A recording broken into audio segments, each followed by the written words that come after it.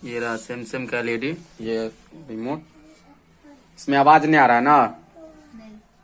देखिए चैनल लगा हुआ है, जैसे जी टीवी लगा हुआ है सेटअप बॉक्स से। इसमें आवाज नहीं आ रहा है। ये होम बटन दबाएंगे, सेटिंग आ गया होम बटन, और इस पे सेटिंग पे इससे लेफ्ट राइट सेटिंग, उसके बाद ऊपर, उसके बाद ऐसे ऑप्टिकल है, ऑप्टिकल साउंड और इस पे क्लिक किया और ये टीवी स्पीकर साउंड आ गया। देखिए ये आ जाएगा ऑप्टिकल, तो ये बंद हो जाएगा।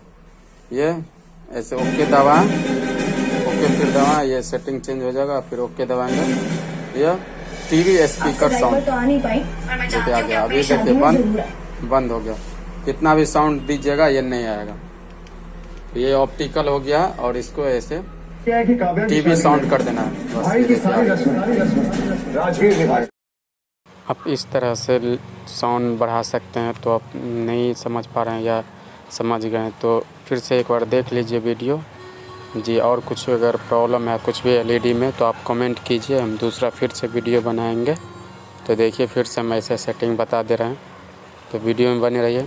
धन्यवाद, मिलते हैं नेक्स्ट वीडियो में। धन्यवाद। यही ऑप्टिकल नहीं रहना, टीवी साउंड करना चाहिए बस। देखो मैं तुम्हारे आगे हाथ जोड़ सकता था,